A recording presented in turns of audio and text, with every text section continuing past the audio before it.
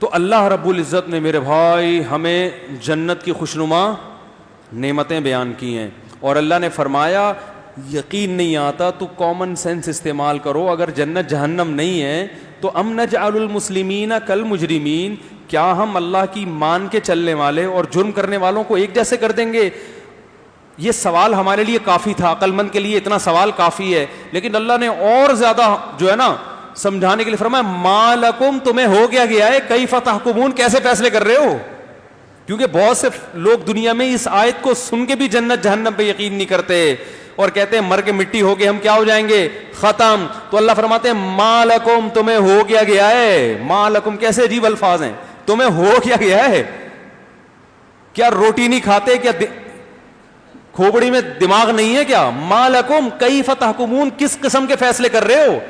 یعنی تھوڑی دیر کے لیے اللہ نے ہمیں سوچنے پر مجبور کیا ہے کہ اگر آخرت نہیں ہے، جنت جہنم نہیں ہے، تو بھائی دنیا میں کیسے کیسے ظلم ہوئے، 100 انسانوں کے قاتل گزرے ہیں، کچھ لوگ ایسے گزرے جن کے سینے میں دل نام کی چیز نہیں۔ ہمارے ایک دوست نے بتایا بوسنیا میں وہ کسی ٹرسٹ میں جو ہے نا مدد کرنے کے لیے گئے ہوئے تھے مظلوم، انہوں نے وہاں ایک ظلم دیکھا اپنی آنکھوں سے، انہوں نے کہا میں نے ایک شخص کو دیکھا، ایک سربی، جو سرب تھے نا جن کے بوسنی کے مسلمانوں سے لڑائی ہو رہی تھی، وہ بیچارے ڈپریشن میں چلے گئے تھے یہ منظر دیکھ کے، ان کو پھر ڈپریشن کی گولیاں کھانی پڑی ہیں ڈپریشن سے باہر آنے کے لیے۔ کہہ رہے میں نے ایسا ظلم اپنی آنکھوں سے دیکھا کہ وہ ظلم اگر کوئی شخص دیکھ لے تو پاگل ہوئے بغیر نہیں رہ سکتا، یہ تو ان کے اعصاب مضبوط تھے تو معاشرے میں سروائیو کر رہے ہیں۔ معصوم بچوں کو عورت کی گود سے لیا جاتا، وہ چیخ رہی ہے بیچاری، اور اسی کے سامنے اس کا گردن کاٹ کے 2 ٹکڑے کر کے سر ماں کی گود میں ڈال دیا جاتا۔ یہ ہلکا ہے، اس سے بھی بڑے جرم ہوئے۔ کہہ رہے ہیں کہ کھمبے کے ساتھ جو ہے نا جوان لڑکیوں کو باندھ دیا جاتا برہنہ کر کے، اور 3-4 دن وہ بھوکی پیاسی رہ کے مر جاتی تھی۔ وہ کوئی قریب اگر آنے کی کوشش کرے نا ان کو بچانے کے لیے تو اگلا کھمبا اس کے لیے تیار ہے، اس کو لٹکا دیں گے۔ کہہ رہے ہیں یہاں تک کہ جب مسلمانوں پہ یہ ظلم ہوئے تو وہاں کے عیسائیوں نے احتجاج شروع کر دیا، یہ بہت زیادہ ظلم ہو رہا ہے۔ باپ اپنی بیٹی کو دیکھ رہے اپنے سامنے تڑپتا ہوا مرتا ہوا، مگر باپ کچھ نہیں کر سکتا، اس لیے کہ وہ اگر جائے گا قریب تو دوسرے کھمبے پہ کون ہوگا؟ باپ ہوگا۔ کہہ رہے ہیں وہاں ہم نے عیسائیوں کو دیکھا کہ انہوں نے اپنے اوپر پٹرول ڈال کے آگ لگائی ہے اس ظلم کے خلاف احتجاج کرتے ہوئے کہ مسلمانوں پر اتنا ظلم ہو رہا ہے کہ عیسائیوں کو ظاہر سینے میں دل تو ہوتا ہے نا۔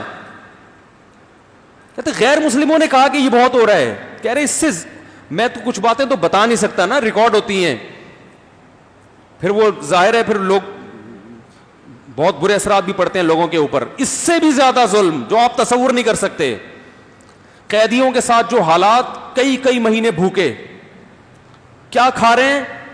بسکٹ کا کہیں سے ذرہ مل گیا نا، وہ 4 قیدی مل کے اس ذرے کے 4 حصے کر رہے ہیں بھائی، اور منہ میں چوس رہے ہیں اس کو۔ اس طرح حال، جس برتن میں قضائے حاجت ہو اسی برتن میں کھانا بھی لایا جا رہا ہے، قضائے حاجت کی الگ سے جگہ نہیں۔ جیلوں میں کیا ہوتا ہے؟ وہیں قضائے حاجت، وہیں پیشاب، وہیں سونا ہے۔ یہ اندر پتہ نہیں کیا ہو رہا ہے بھائی لوگوں کو جیلوں کے اندر، یہ تو ہم یہاں بیٹھے ہیں نا آرام سے، ہمیں کیا پتہ دنیا میں جیلوں میں کیا ہو رہا ہے۔ یہ چیزیں تو یونائٹڈ نیشن کے علم میں آتی نہیں ہیں، اقوام متحدہ کے فرشتوں کو بھی پتہ نہیں ہوتا کہ اندر کیا ہو رہا ہے، لیکن ظلم کرنے والے کر رہے ہوتے ہیں۔ ایسے ایسے ظلم دنیا میں ہوئے ہیں کہ قیدی کو اٹھا کے پنجرے میں ڈال دیا ایسے کبڑا بنا کے، وہ کئی مہینوں تک اسی پنجرے میں ٹیڑھا بیٹھا رہا اور وہیں پر اس کی موت واقع ہوئی ہے۔ یہ جو آج بہت سی ویکسین جو دوائیں ایجاد ہوئی ہیں نا، ان میں جنگی قیدیوں پہ تجربے بھی ہوئے ہیں، جو سائنس نے اتنی ترقی کی ہے نا، اس میں بہت خطرناک تجربے جنگی قیدیوں پہ ہوئے ہیں جن کا پوچھنے والا کوئی بھی نہیں تھا۔ آپ یوٹیوب پہ بھی سرچ کر سکتے ہیں، قیدی کو جیل میں ڈالا گیا، کئی قیدیوں کو۔ اب سائنسدان تجربہ کر رہا ہے کہ کئی دنوں تک زندہ رکھا جائے، جگایا جائے کسی انسان کو تو کیا ہوتا ہے۔ تو اب قیدی کو سونے نہیں دیا جا رہا، صرف تجربہ کرنے کے لیے کہ ریسرچ آئے گی نا سامنے۔ اب ریسرچ کے لیے یار آپ ایک انسان کو اس کی بھیٹ چڑھا رہے ہو، اس کو سونے نہیں دیا جا رہا۔ آپ ذرا تصور کر لو، 2 دن 3 دن 4 دن 5 دن کیا حالت ہوگی، اس کو سونے نہیں دیا جا رہا۔ وہ پاگل ہو گئے، وہ چیخ رہے ہیں، وہ نوچ رہے ہیں دیواروں کو، وہ سر پھاڑ رہے ہیں، تو تجربے کیے جا رہے ہیں. یہ جنگی قیدیوں کے ساتھ جو ماضی میں ہوتا رہا ہے نا، یہ تو بہت ہی خطرناک ہوتا رہا ہے. مسلمانوں نے یہ جرم کبھی بھی نہیں کیے جنگی، کیونکہ قرآن ان کو قیدیوں کے ساتھ حسن سلوک کا حکم دے رہا ہے. قرآن کہہ رہا ہے تم نے ظلم کیا میں پکڑوں گا. ان کو کون پکڑتا بھائی؟ تو یہ کرتے رہے ہیں ظلم. یہ تو خود ان کے کچھ عقل مند لوگوں کو خیال ہوا یونائٹڈ نیشن بنی کہ کچھ کنٹرول، تو اس سے بھی کچھ کنٹرول ہوا ہے، مکمل کنٹرول. کیوبا میں دیکھو نا کیا ہوا ہے قیدیوں کے ساتھ، کسی قانون کو نہیں مانا.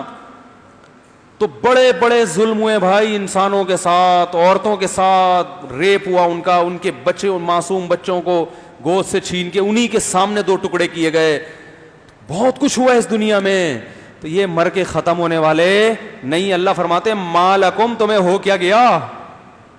اتنے بڑے بڑے سفاک اور ظالم اور مظلوموں کی چیخ و پکار، ان میں کئی مظلوم ایسے ہیں جنہوں نے اللہ کو پکارا ہے اور اللہ نے دنیا میں ان کی مدد نہیں کی. تو یہ تو اللہ کی غیرت کو چیلنج ہے. وہ کہیں گے اللہ تو نے دنیا میں تو ہمیں مرنے دیا، ہم تو تجھے پکارتے رہے.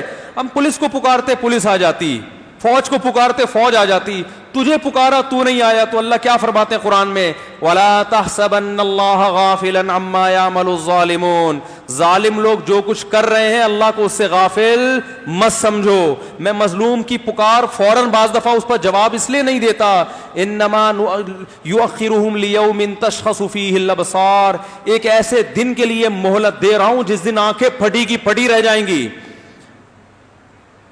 افئدتہم ہوا، دل ان کے صبر سے خالی ہو جائیں گے. وانذر الناس یوم یاتیہم العذاب، اے نبی ان کو اس دن سے ڈرا دو جس دن ان ظالموں پہ عذاب آئے گا.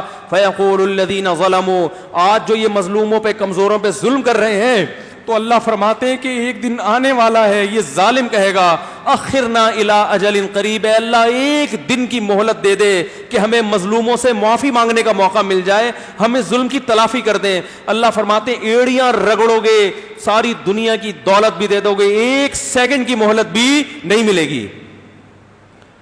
تو یہ تو اللہ پہ بہت بڑا الزام ہے. آج دنیا میں ظلم ہو رہا ہے کہ نہیں ہو رہا؟ آج بھی ہو رہا ہے. کس طرح سے مظلوموں کی چیخو پکار دنیا کی کانوں میں پہنچ، کوئی مدد کرتا ہے؟ وہ اللہ کو پکارتے ہیں. تو بھائی اللہ بھی مدد نہیں کر رہا، لوگ بھی نہیں کر رہے، تو پھر اللہ میں اور ان ظالموں میں فرق کیا ہو گیا؟ تو اگر مر کے مٹی ہو کے میرے بھائی ختم ہو جانا ہے، پھر اس کا مطلب معاذ اللہ نقل کفر، اللہ بھی اسی طرح ظالم ہے جس طرح انسان ایک دوسرے پہ ظلم کرتے ہیں، وہ بھی کسی کی پکار نہیں سنتا.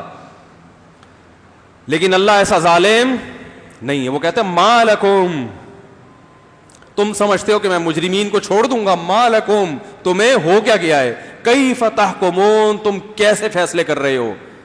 اللہ ظالم نہیں ہے، وہ انتقام لے گا اور اس نے انتقام کے لیے ایک دن رکھا ہے. یہاں دنیا میں بڑے بڑے ظلم ہوئے ہیں اور ظالم پھر بھی پنپ رہے ہیں. دیکھو اللہ نے سورہ بروج میں بیان کیا نا کہ ایک بادشاہ کی قوم تھی، جب لوگ ایمان لے آئے تو بادشاہ نے اپنے فوجیوں کو حکم دیا کہ جو جو ایمان پر قائم ہے سب کو آگ میں ڈال دو، خندقیں کھدوا کے. سورہ بروج میں ہے نا، تو قرآن میں آتا ہے کہ ایک ایک کر کے سب کو اس نے خندقیں کھدوا کے آگ میں پھینک دیا. اور چیخو پکار لوگ سنتے رہے ہیں، کسی نے مدد کی ان کی؟ قرآن میں تو کہیں نہیں ہے کہ اس بادشاہ پہ فوراً عذاب آ گیا، زلزلہ آیا، نہ نہ نہ، وہ بادشاہ کی حکومت کیا ہو گئی؟ کامیاب. لیکن اللہ کیا فرماتے ہیں؟ ان الذين فتنوا المؤمنين والمؤمنات ثم لم يتوبوا فلهم عذاب جہنم.